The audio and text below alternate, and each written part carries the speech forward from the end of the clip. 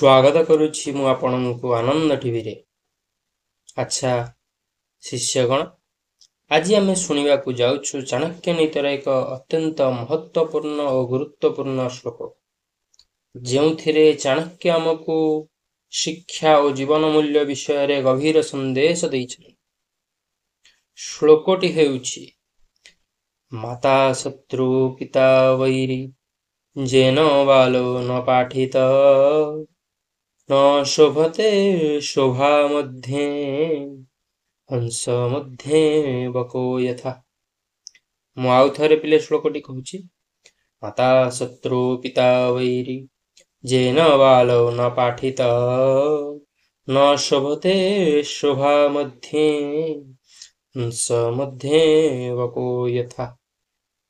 यार अर्थ हेउछि जेउ शिशु को माँ बापा शिक्षा देउना हंती से शिशु पाई माँ शत्रु और बापा वैरी समान। जेपरी हंस मानक मध्यरे एक बक बा बग शोभा पाए नाही, सेहीपरि अशिक्षित लोक सभा मध्यरे शोभा पाती नहीं। मूर्ख लोक किछि वक्तव्य देई पारंती नहीं सभा मध्यरे। चाणक्य कहउछंती माता पितांकर सबुठारु बड़ दायित्व हेउछि संतान को उचित शिक्षा देवा। धन जमी संपत्ति सबुथिले मध्य जदि शिक्षा नहीं तेबे सही संपत्तिर कार्य से करि परिबो ना। कारण धन चोरी होई पारे किंतु ज्ञान केबे भी चोरी होई पारे ना।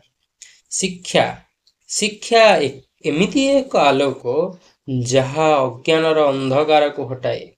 एक शिक्षित व्यक्ति समाज रे सम्मान पाए, तार बुद्धि और नीति द्वारा निजर स्थान सृष्टि करे, समाज रा सुविधा असुविधा को बुझीबा को समर्थ हुए। किंतु अशिक्षित व्यक्ति जेपरी राजसभा रे हंस मानक मध्यरे बकपरी अनुभव करे।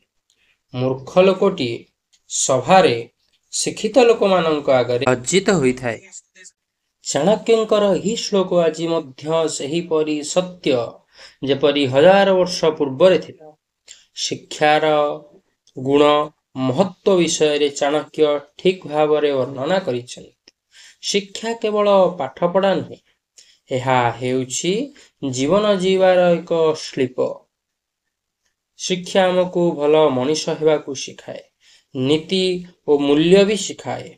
जदि शिक्षा गोटे मनीष पाखरे नहीं, ता पाखरे जेते धन संपत्ति जमी दौलत थिले मध्य से गरीब ही होइथाए।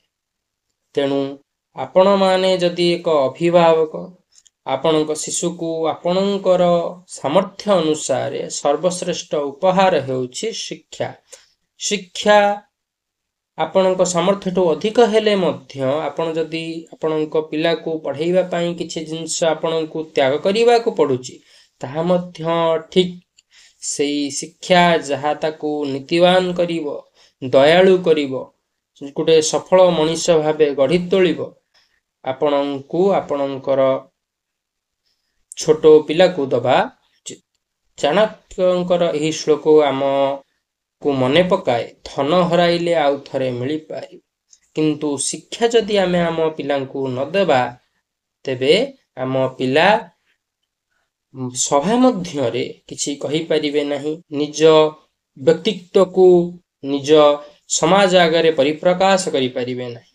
तेणु करी आपण आपणकर पिला मानंकु आपणक प्रचेष्टा अनुसार आपणकर सामर्थ्य अनुसार शिक्षा देबा उचित।